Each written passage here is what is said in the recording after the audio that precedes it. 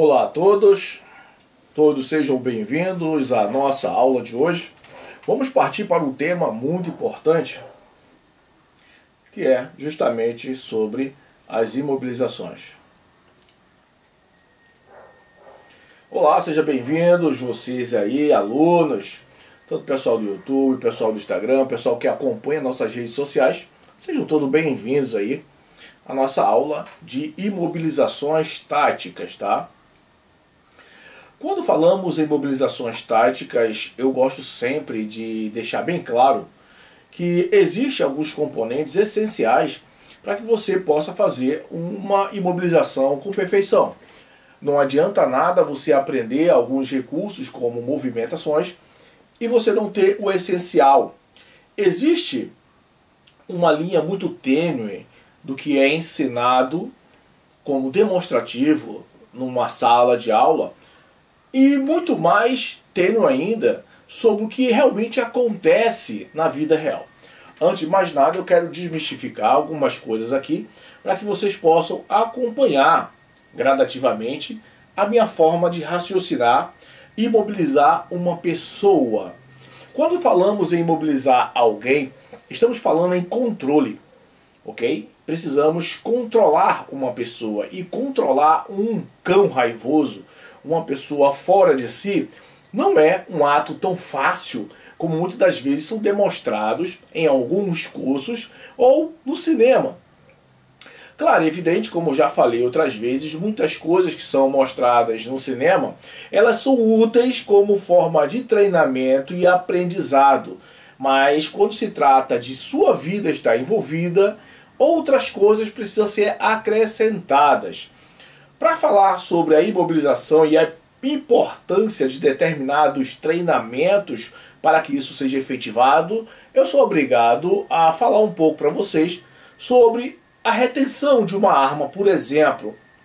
Se você não entender essa parte, como é que você retém a arma de uma pessoa, todo o resto não vai ser assim entendido por você de forma efetiva. Vamos lá. Geralmente, eu já tive essa informação diversas vezes, eu já passei essa informação também. Você que é aluno dos meus cursos presenciais, com certeza já ouviu falar sobre isso, eu falando sobre esse assunto. Um criminoso, quando ele vai fazer a sua saidinha, quando ele vai fazer seu assalto, quando ele vai roubar alguém, fazer qualquer tipo de ganho, existem alguns acordos que são proporcionado a ele dentro da sua própria comunidade, dentro da sua vivência ali. Eu estou falando isso porque eu tive contato direto com pessoas que fizeram isso, criminosos diretamente, e falavam que a coisa acontece assim na maioria das vezes. Pode ter uma modificação, uma ramificação diferenciada de um grupo ou outro, mas no geral é desta forma. O criminoso está devendo muito na sua comunidade, devendo muito na favela, devendo muito ao dono da boca, então ele chega e pede uma arma emprestada. Esse criminoso, ele tem um prazo e tempo exato para poder entregar aquela arma de volta e trazer o acordado. O que é que acontece na maioria das vezes? Essa pessoa está com uma dívida, pede uma arma alugada e ele sai para a rua para tentar fazer o gangue, vai para a pista, como se fala. Chegando na pista, ele dá de cara com uma vítima, ele dá de cara com uma provável vítima. E como é que é feita essa escolha? Geralmente são pessoas distraídas ou fáceis demais, ou que estão fácil demais ao seu alcance ali para ser assaltada. Então o que acontece? O assalto ocorre. Quando essa pessoa não esboça nenhum tipo de reação, quando essa pessoa simplesmente aceita o assalto de boa, a coisa fica bem sucedida. A coisa acaba dando certo. Então ele volta para sua comunidade e ali ele paga o acordado, às vezes 500, 1.000, 2.000 e daí por diante, depende muito da arma, do prazo que foi estipulado e tudo mais. Mas ele volta com o sucesso efetivado e entrega a arma e paga o acordado, ok? O que tem que ser levado em consideração é a cabeça desse criminoso quando ele vai propor esse assalto. Ele pode tanto dar sorte de pegar uma pessoa que não vai cometer nenhum tipo de reação, quanto pode pegar uma pessoa que vai ter uma reação mesmo sendo uma pessoa que demonstre ser fácil. Aí é onde está toda a diferença. Existem pessoas que são realmente fáceis de serem abordadas e dali acabam sendo efetivado o assalto. E já tem outras pessoas que fingem ser fáceis e não são. Já eu posso falar isso claramente porque eu já fiz isso algumas vezes. Eu às vezes já estive em locais e eu me comportava como uma pessoa muito fácil de ser roubada ou de ser ali abatida por aqueles criminosos. E na verdade, quando eles chegavam perto, eles pegavam em merda. Então o que acontece? Quando você toma a decisão, você tomou a sua decisão de reagir.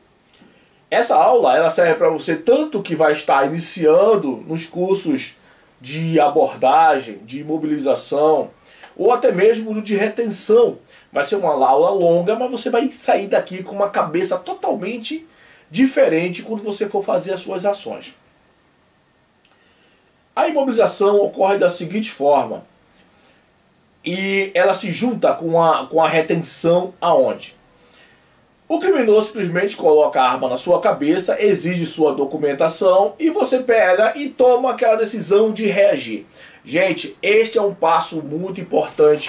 É uma decisão muito importante que você tem que ter em mente o seguinte. Uma vez que você decidiu tomar uma decisão de fazer uma abordagem, uma imobilização num determinado indivíduo, é essencial que você tenha isso na sua cabeça.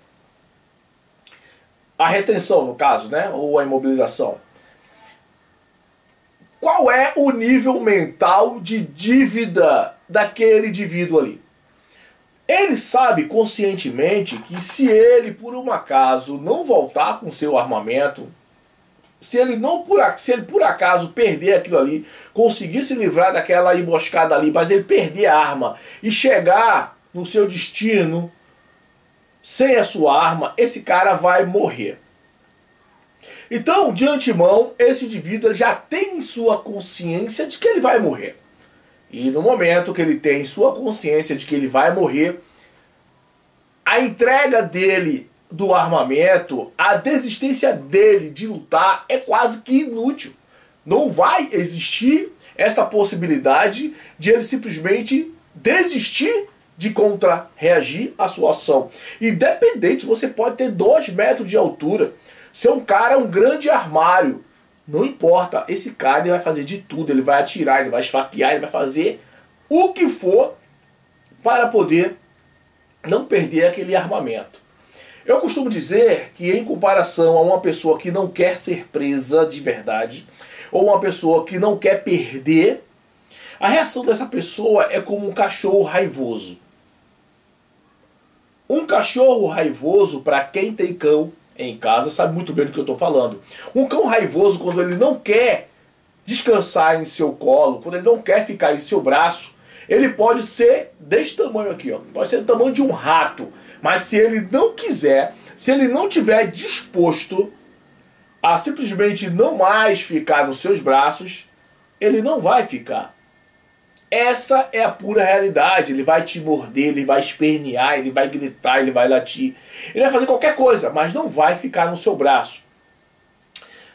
O pessoal pode falar muito, mas um cão doutrinado, ele vai obedecer até o último. Tá, não estamos falando de cães doutrinados. Não estamos falando daquele cidadão de bem que tem medo de ir preso, que faz tudo para andar dentro da lei. Não estamos falando de um cidadão comum que obedece às regras normais. Que regras normais? Aí entramos no que conhecemos como o uso progressivo da força. A presença policial já é o uso da força de alguma maneira. Seja ele empoderado, seja ele altamente armado ali, a pronto emprego, ou simplesmente fardado. Por exemplo, você chega num banco, por exemplo, quando você chega ali, vamos botar até mesmo quando você chega aí no prédio. Você chega no prédio, você vê ali o vigia ou o vigilante, simplesmente fardado, ali já denomina uma presença de uma certa autoridade naquele local. Então, automaticamente, o cidadão de bem vai dizer sim, senhor, sim, senhor, não, senhor, obedecidamente. Um policial para com uma patamo, com uma viatura perto de você, simplesmente ele para ali, faz a primeira abordagem, ok? Com o quê?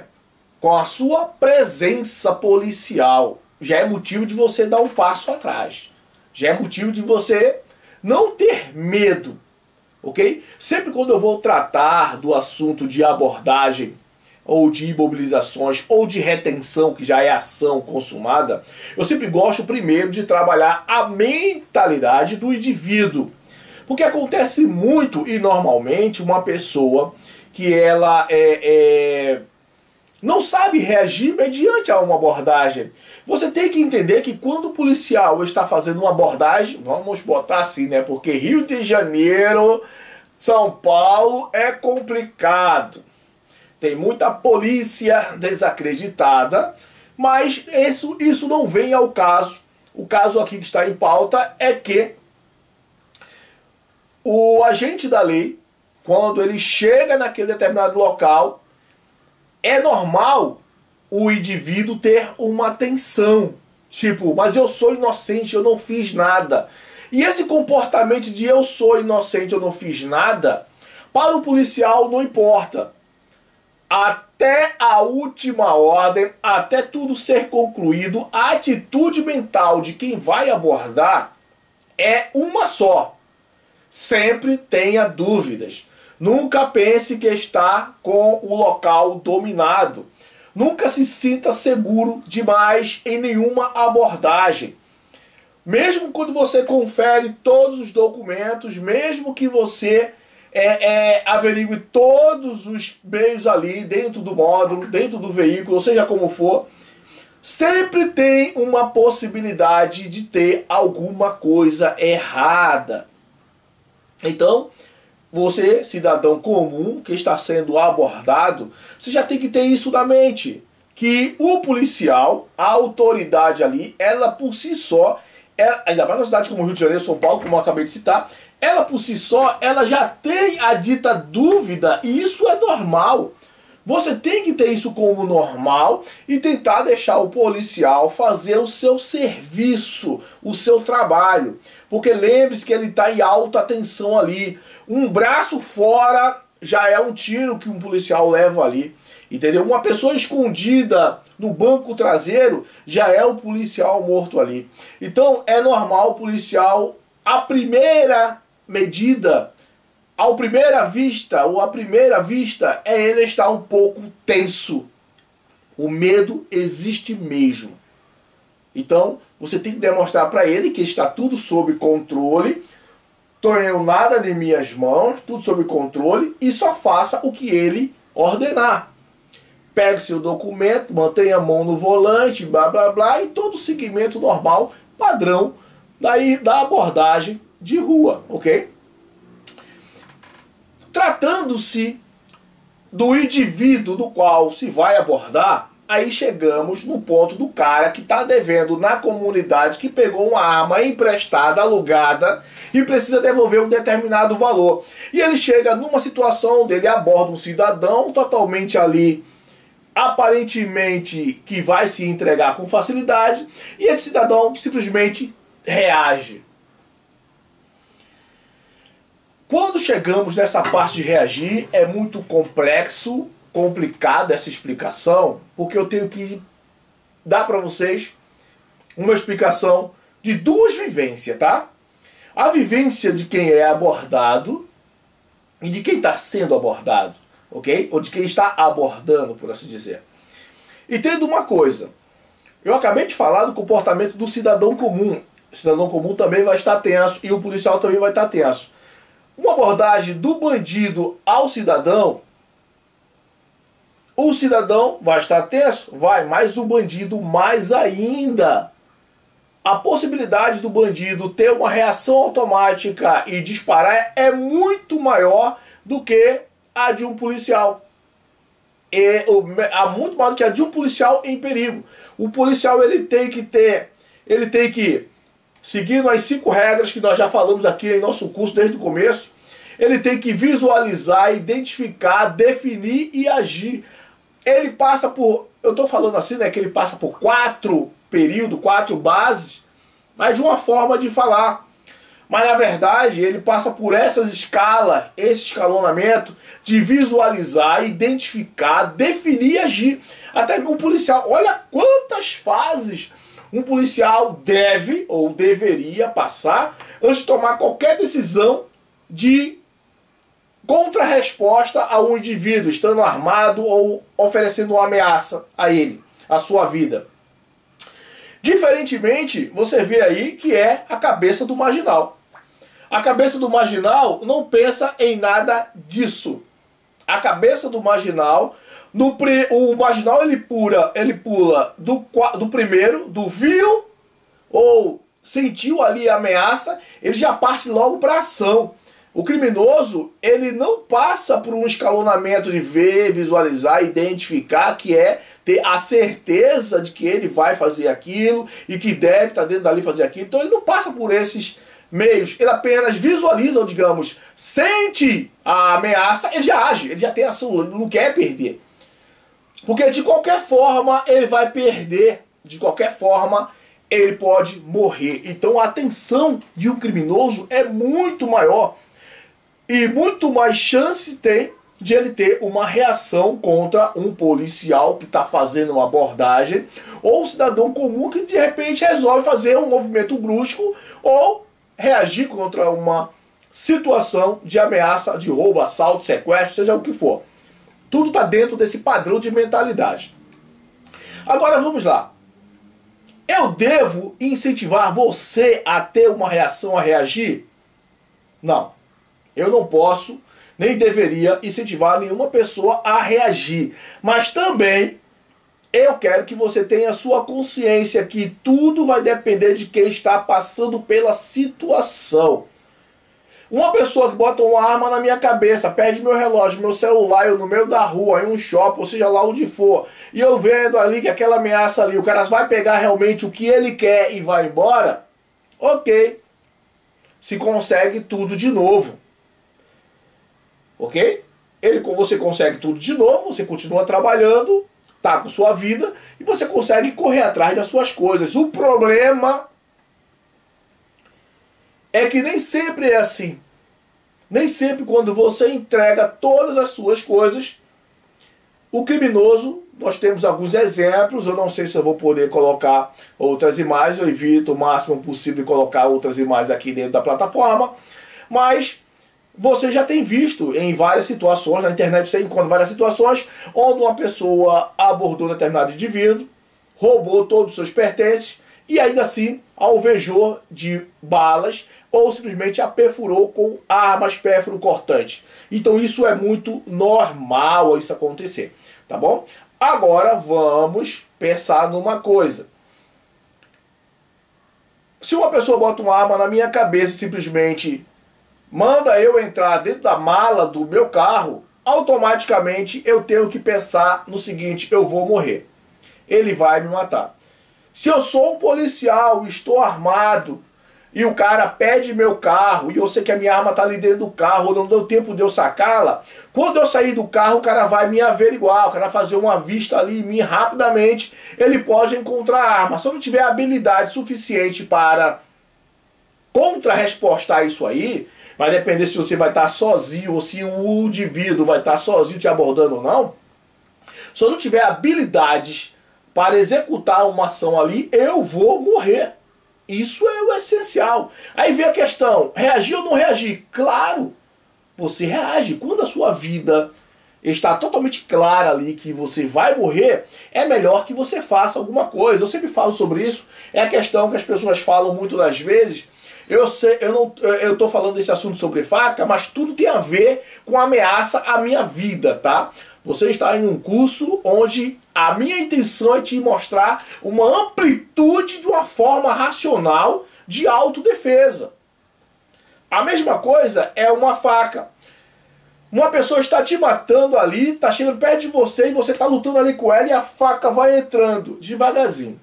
A gente já viu essas cenas em filmes, né? Onde a faca vai entrando e o bandido criminoso vai perfurando você ali, ó, devagarzinho, e a faca vai penetrando ali.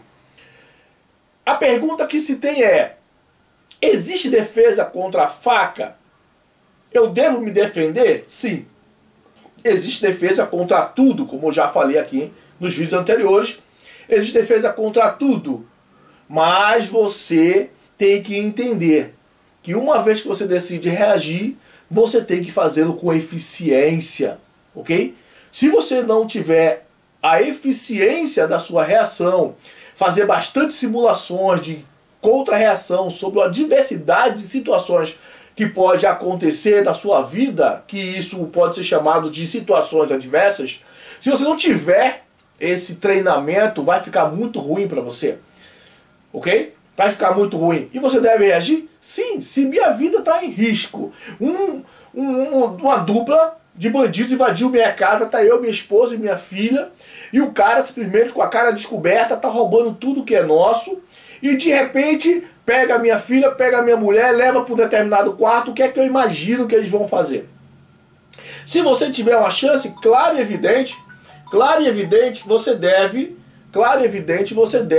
tomar uma atitude, ok? Mas lógico, tudo tem que ser com consciência. Após entendido isso, após entendido que existe as ameaças, um tipo de cabeça no qual possa ameaçar a minha vida, eu já sei que mediante alguma situação que eu for abordado por uma autoridade, eu já tenho uma consciência que eu fui abordado por uma autoridade. Um minutinho só que eu vou atender aqui e já volto.